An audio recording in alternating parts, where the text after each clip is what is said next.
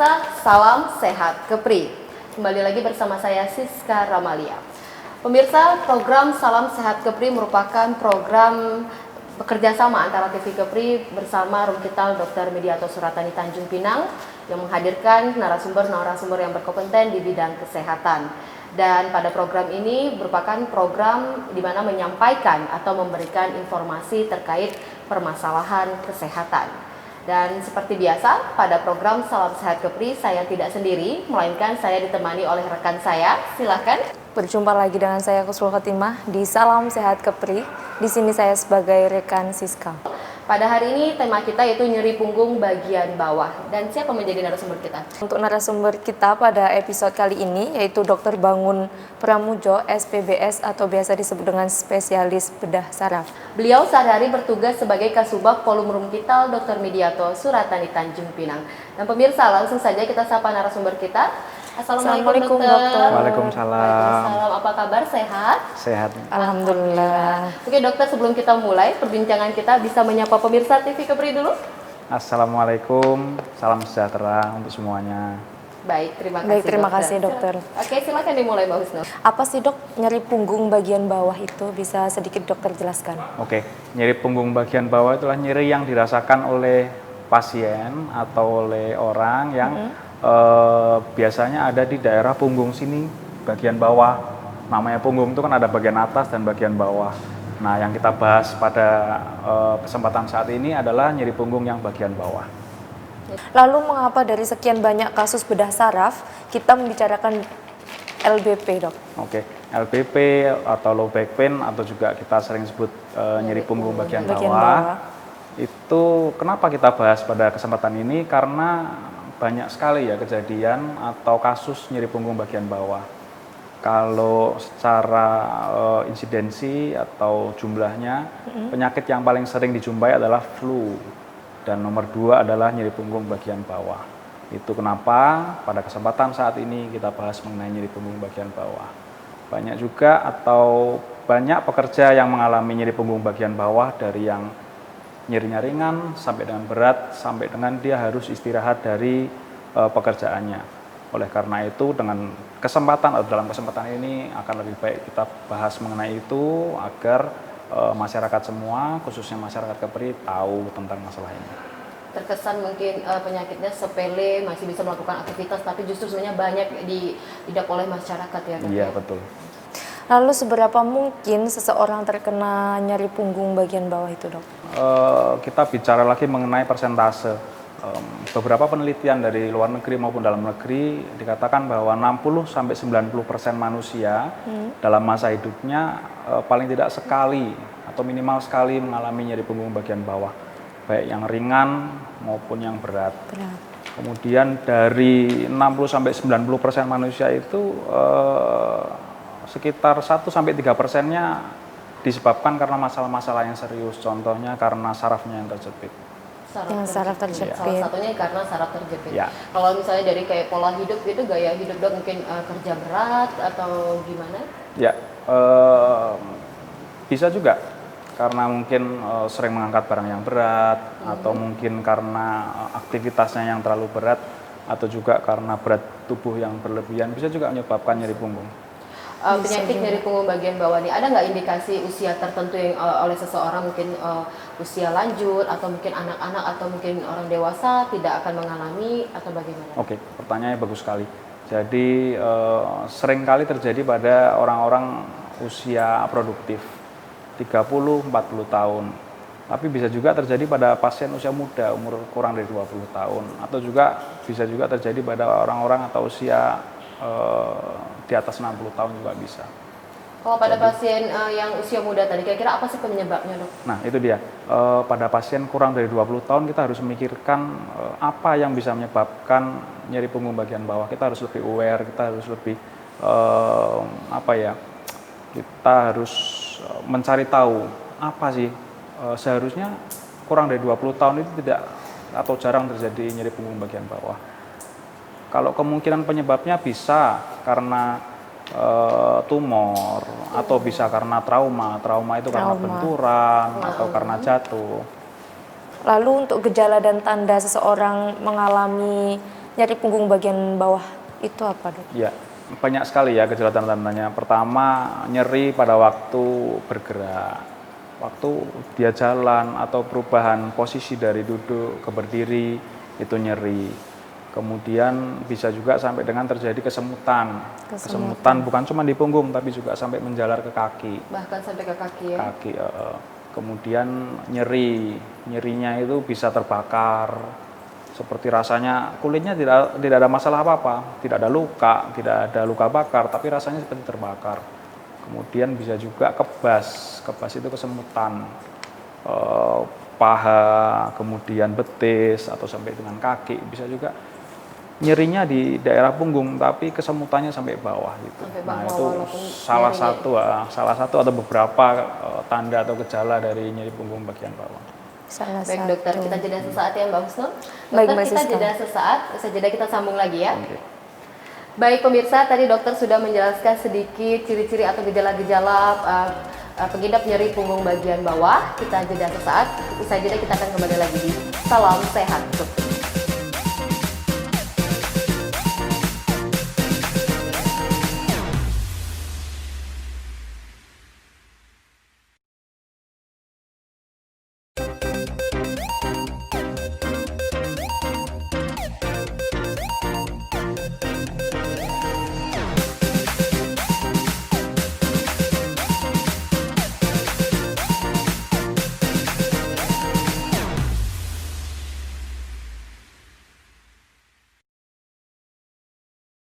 Baik pemirsa TV Kepri, kembali lagi bersama kami di Salam Sehat Kepri. Oke, masih bersama rekan saya Husnul dan narasumber kami yaitu Dr. Bangun Pramujo SPBS. Oke, Mbak Husnul silakan dilanjutkan. Baik, Mbak Siska, terima kasih.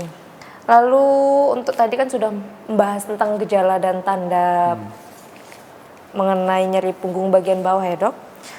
Untuk selanjutnya kami akan menanyakan apa yang seharusnya dilakukan apabila mengalami nyeri punggung bagian bawah. Oke, pertanyaannya juga bagus ini. Yang pertama harus dilakukan adalah beristirahat. Jangan sampai seorang pasien atau orang yang mengalami nyeri punggung bagian bawah terus melanjutkan aktivitasnya, pasti akan bertambah berat. Beristirahat, kemudian minum obat-obatan untuk anti nyeri yang tersedia di pasaran, contoh paracetamol.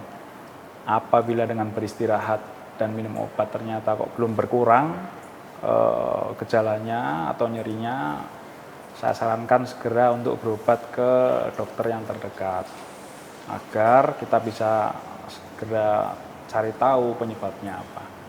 Lalu untuk penyebabnya nih, Dok, apa sih, Dok, penyebab dari nyeri punggung bagian bawah? Oke, penyebabnya kita bisa bagi menjadi beberapa bagian sesuai dengan anatomi atau sesuai dengan bagian-bagian tubuh di punggung bagian bawah. Pertama, penyebab paling gampang adalah karena ototnya. Otot di sekitar tulang punggung itu kan menahan tulang punggung agar tetap berdiri tegak, tetap bisa mempertahankan postur. Apabila dia tertarik ototnya atau kita bilang sprain atau strain, itu bisa menyebabkan nyeri punggung bagian bawah. Kemudian selain otot, bagian punggung juga terdiri dari ligamen atau jaringan ikat. Apabila terjadi tarikan yang mendadak, kemudian over atau berlebihan tarikannya juga menyebabkan nyeri. Terus berikutnya karena tulang, seperti yang tadi saya bilang, apabila terjadi trauma atau benturan daerah situ juga bisa menyebabkan nyeri. Kemudian persendian-persendian di antara tulang-tulang tersebut juga bisa menyebabkan nyeri. Dan yang paling berat biasanya karena jepitan dari sarafnya. Iya, saraf itu kan keluar dari tulang belakang. Apabila terjadi jepitan di daerah situ, itu akan sangat menyebabkan nyeri.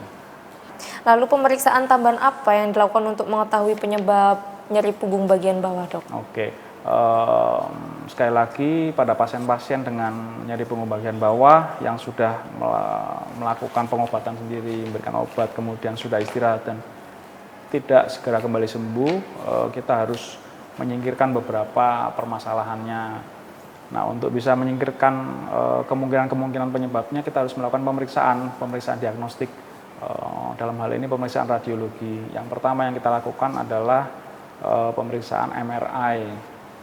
Kemudian yang selain MRI kita juga bisa melakukan pemeriksaan CT scan dan ronsen di daerah punggung. Sekali lagi, semua pemeriksaan itu tergantung atau ya tergantung dari apa yang menyebabkan dari nyeri punggung bagian bawah. Jadi sebelum kita lakukan pemeriksaan itu, kita harus mengarahkan dulu kira-kira apa sih penyebabnya. Nah, kira-kira penyebabnya karena trauma umpamanya kan.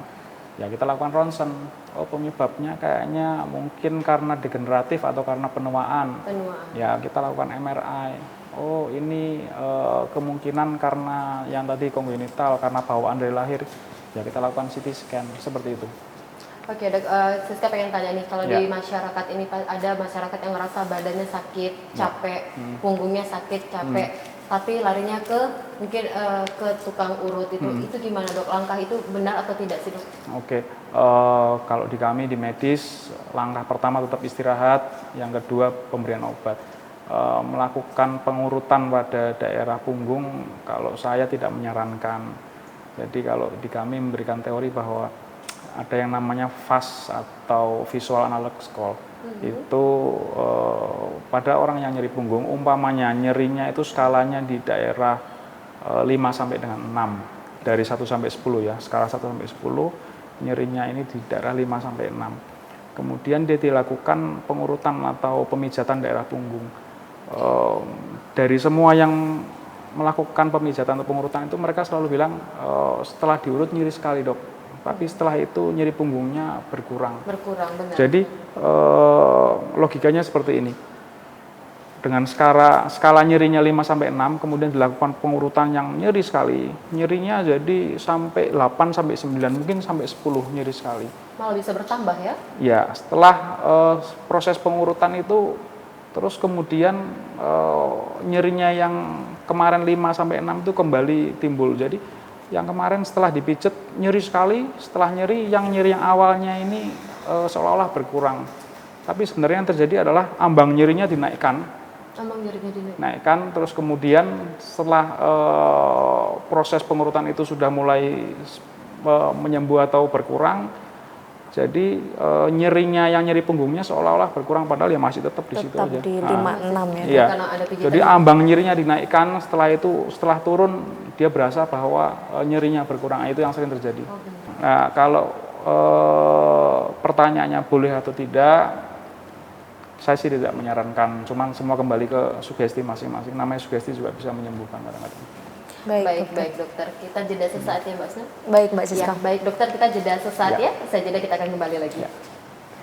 Baik, pemirsa, kita jeda kembali. Usai jeda kita akan kembali lagi bersama saya Siska Ramalia dan Mbak Husnul dan beserta narasumber kita Dr. Bangun Pramujo terkait tema nyeri punggung bagian bawah. Tetaplah bersama kami di Salam Sehat Kepri.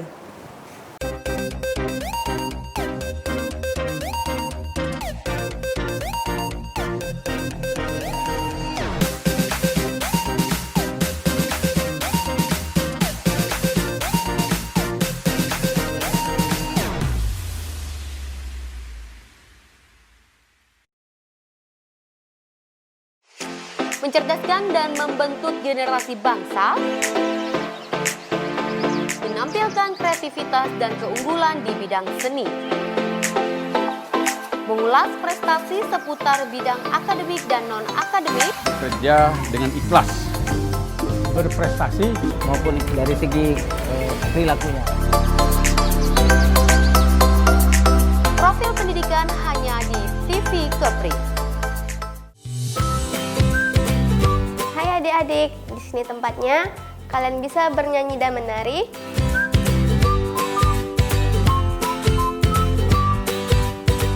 Bermain dan belajar bersama. Juga menggambar serta mewarnai bersama. Jangan lupa ya, saksikan terus Bintang Kecil hanya di TV Kepri.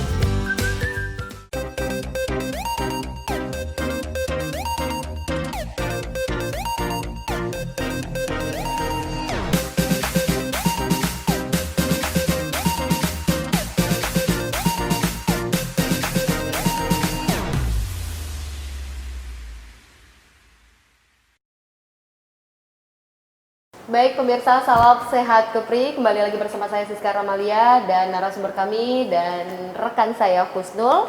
Masih terkait pembahasan tema kita yaitu nyeri punggung bagian bawah. Dan di segmen sebelumnya sudah kita bahas tentang ciri-ciri atau kemungkinan-kemungkinan terbesar penderita dari nyeri punggung, bagian bawah.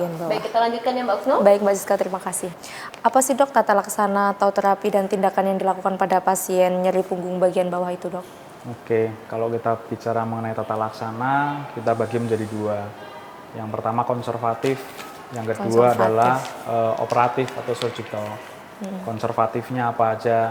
Obat-obatan, terus kemudian modifikasi dari aktivitas harian, seperti pasien tidak boleh untuk mengangkat barang-barang yang berat. Apabila mengangkat barang-barang yang berat, posisi dari jongkok bukan dari membungkuk. Kemudian obat-obatan juga yang tadi saya bilang, obat-obatan yang untuk menghilangkan nyeri, kemudian untuk menghilangkan inflamasi atau peradangan. Apabila memang tidak sembuh, biasanya ada sesuatu yang menjepit di situ, entah karena bantalannya yang menjepit, sarafnya, atau karena tumor, atau karena trauma. Kalau seperti itu, kita ambil opsi yang kedua, operasi. Operasi. Ya, operasi untuk menghilangkan atau untuk menyingkirkan penyebab dari nyeri tersebut. Kalau sudah melalui tindakan operasi dok, apakah pasien bisa dinyatakan sembuh total? Pertanyaan yang bagus. Kami sebagai tenaga medis tidak pernah berani, tidak pernah jumawa untuk mengatakan bahwa setelah dilakukan operasi pasti akan sembuh total. Kita akan selalu menyampaikan bahwa ini adalah usaha yang bisa kita lakukan untuk mengurangi atau untuk mencegah nyerinya bertambah berat. Karena kondisi nyeri tubuh atau nyeri punggung bagian bawah apabila dibiarkan itu jarang-jarang sekali. Kalau umpamanya sudah lebih dari 4 minggu, jarang sekali dia akan sembuh dengan sendirinya. Kalau memang dia mau sembuh dengan sendirinya, biasanya dalam jangka waktu 1-2 minggu dia akan sembuh dengan sendirinya. Dan sebagian besar nyeri punggung bagian bawah 1-2 minggu dia akan sembuh dengan sendirinya. Jadi ada kurun waktunya ya? Iya, tapi kalau udah setelah 4 minggu masih terus-menerus, biasanya ada sesuatu dan mau tidak mau kita mengambil pilihan untuk melakukan operasi. Ya. Tadi salah satunya dokter ada menyebutkan salah satu penyebab itu mungkin saraf kejepit. Kayaknya kalau saraf kejepit ini banyak sekali dok saya menemui di lingkungan masyarakat. Apa sih sebenarnya apa penyebab dari saraf kejepit itu yang sampai menyebabkan nyeri punggung bagian bawah? Oke, saraf-saraf itu keluarnya dari tulang punggung, dari lubang-lubang atau foramen dari tulang punggung. Diameternya pun paling sekitar 2-3 kali lipat lebih besar daripada diameter sarafnya itu sendiri. Apabila pasien mengalami degeneratif atau mengalami proses penuaan, tulang-tulangnya menjadi lebih keras, kemudian sendi-sendinya membesar, itu yang menjadi korban adalah sarafnya, karena sarafnya mau nggak mau akan terjepit, karena dengan membesarnya struktur tulang itu dan mengerasnya struktur tulang, membesarnya persendian, akhirnya yang terjepit adalah sarafnya. Nah itu dia. Baik dok, jadi tadi juga sebelumnya dokter sudah menyampaikan bahwa salah satu indikasi yang bisa menderita nyeri punggung bagian bawah itu melalui usia. Ya. Iya. Mungkin dokter bisa sedikit menjelaskan bahwa di usia lanjut kita bisa beresiko juga penyakit nyeri punggung bagian bawah. Ya. Untuk di usia muda, mungkin apa yang perlu pola hidup yang kita perlu jaga atau lakukan untuk di hari tua terhindar dari penyakit tersebut? Oke, menarik pertanyaannya. Jadi kalau saya menyarankan pertama untuk menjaga postur atau tubuh agar tidak terlalu gemuk atau overweight. Terus kemudian berolahraga yang teratur, baik yang olahraga yang weight bearing maupun non weight bearing. Weight bearing itu contoh yang berat ya. Kalau kita nge-gym, kemudian angkat beban ataupun lari itu juga lumayan memberikan beban yang cukup berat kepada tulang punggung yang bagian bawah, sehingga kadang-kadang bisa menyebabkan nyeri punggung bagian bawah. Yang non weight bearing contoh sepeda, kemudian berenang. Yang non weight bearing. Non weight bearing artinya berolahraga tapi tidak memberikan beban yang berlebih ke tulang punggung bagian bawah. Kalau dari segi makanan dok? Makanan saya rasa secara umum intinya makanan yang tidak terlalu banyak menyebabkan kita jadi overweight yang kalorinya berlebih ya. Mungkin makan seperti goreng-gorengan seperti itu. Kita bicara mengenai nyeri punggung bagian bawah, jadi kita bicara mengenai berat badan, kita bicara mengenai makanan yang bisa menyebabkan akselerasi pertambahan berat badan, yaitu makan-makan yang kalorinya tinggi ya. Itu tadi makan gorengan, fast food seperti itu. Iya. Berlemak Itu juga cepat ya. sekali untuk bikin berat badan bertambah. Berat badan bertambah dari pola hidup makan Ya. tadi kita ke berat badan itu pemirsa. Jadi untuk mungkin di hari tua kita menghindari salah satu penyakit nyeri punggung bagian bawah itu mungkin tidak terlalu olahraga terlalu berat, Ya. kemudian juga menjaga pola makannya. Baik dokter, terakhir ya dok, Ya. dokter sebagai spesialis bedah saraf, bisa dokter beri sedikit himbauan kepada masyarakat Terkait untuk mungkin menjaga pola hidup atau mungkin menangani penyakit-penyakit nyeri punggung bagian bawah. Jadi bisa dokter sampaikan ke pemirsa TV Kepri. Kepada seluruh masyarakat Kepri, saya sarankan atau saya himbau agar menjaga pola hidup, menjaga pola makan yang baik agar terhindar dari nyeri punggung bagian bawah. Apabila memang terjadi nyeri punggung bagian bawah, sarannya adalah pertama istirahat, kemudian berikan obat-obatan analgetik atau pereda nyeri yang bisa dibeli di pasaran, contoh paracetamol. Apabila dalam jangka waktu 1-2 hari nyeri punggungnya tidak menghilang atau tidak berkurang, segera mencari pertolongan ke tenaga medis terdekat agar supaya kita bisa deteksi secara dini atau secara cepat. Jangan sampai kondisi sudah parah baru berobat, jangan sampai kondisi sudah mulai mengalami kelumpuhan baru datang ke dokter. Kalau apabila terjadi seperti itu, kita bicaranya agak lebih jauh lagi, kita harus lakukan tindakannya lebih berat lagi. Akan sangat disayangkan kalau sampai seperti itu. Baik dokter, sangat bermanfaat sekali dokter memberikan langkah-langkah yang amat cepat untuk masyarakat yang terkesan penyakit sepele tapi banyak diidap oleh masyarakat. Baik dokter, terima kasih atas waktunya. Semoga di lain waktu kita dapat bertemu lagi dengan membahas masalah kesehatan lainnya. Terima kasih dokter. Terima kasih. Assalamualaikum. Waalaikumsalam. Baik pemirsa TV Kepri, usai sudah salam sehat Kepri kita bersama Dr. Bangun Pramujo SPBS terkait pembahasan tema nyeri punggung bagian bawah. Dan semoga apa yang disampaikan oleh beliau bermanfaat untuk kita semua masyarakat Provinsi Kepulauan Riau. Saya Siska Ramalia, saya Khusrul Khatimah, dan beserta kerabat kerja yang bertugas mengucapkan terima kasih atas kebersamaan Anda. Wassalamualaikum warahmatullahi wabarakatuh. Salam sehat Kepri.